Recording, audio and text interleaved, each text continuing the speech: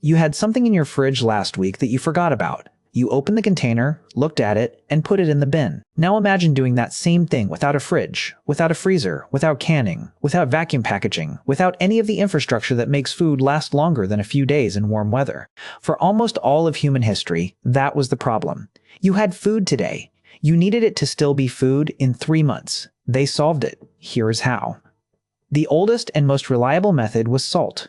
Salt works through a process called osmosis.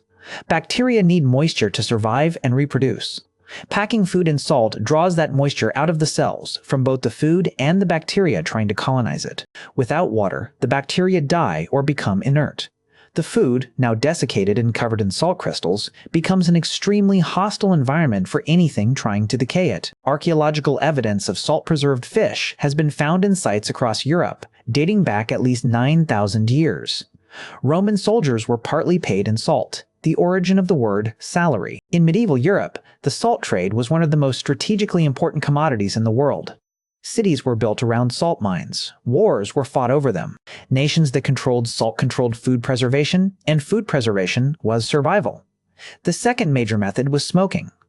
Hanging meat or fish above a slow fire exposes it to two things: heat, which kills, bacteria on the surface, and chemical compounds in the smoke. Phenols, formaldehyde, and acetic acid, which coat the food in a thin layer of natural antimicrobial agents. The drying effect of the smoke also reduces moisture, making the food less hospitable to bacteria in the way salt does. The evidence of smoking as a preservation technique extends back tens of thousands of years, long before agriculture. Hunter-gatherer groups almost certainly discovered it by accident.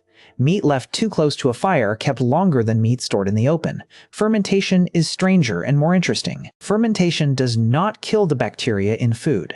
It encourages a specific type of bacteria to dominate, typically lactic acid bacteria, which produce acidic conditions hostile to the harmful species that cause rot and illness. You are, in effect, giving the food its own immune system. The results are yogurt, sauerkraut, kimchi, cheese, beer, wine, and vinegar, all of which began not as culinary experiments, but as preservation techniques. A clay pot of grain left in warm, damp conditions will ferment on its own within days. Ancient humans discovered fermentation not by design, but by observation.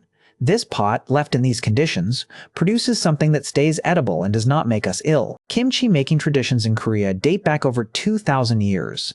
The oldest confirmed evidence of beer production is a residue found in a vessel at Jiahu in China, dated to around 7000 BC. A fourth method sounds almost mythological: bog butter. Ireland, Scotland, and parts of Scandinavia have produced hundreds of wooden containers found buried in peat bogs, filled with what is unambiguously dairy fat, butter, or something very like it, and dated in some cases to over 3,000 years ago. The peat bog environment is cold, low in oxygen, and highly acidic. It is, accidentally, one of the best natural refrigerators in the world. People were deliberately burying dairy products in bogs to preserve them for months or years. Some of these deposits appear to have been ritual, offerings to the land or to spirits, never retrieved. Others appear to have been practical winter storage. Some of the bog butter has been tested and found to still be technically edible after 3,000 years, though no one has volunteered to confirm this. The cold itself was also a tool.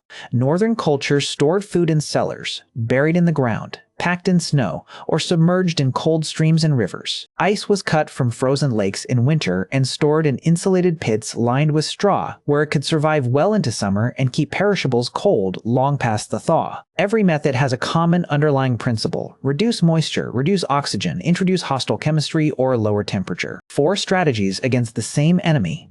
Microbial decay, developed independently across thousands of years and dozens of cultures. The fridge solved the same problem with electricity, but the problem itself is 10,000 years old. And so is most of the solution. Now you know.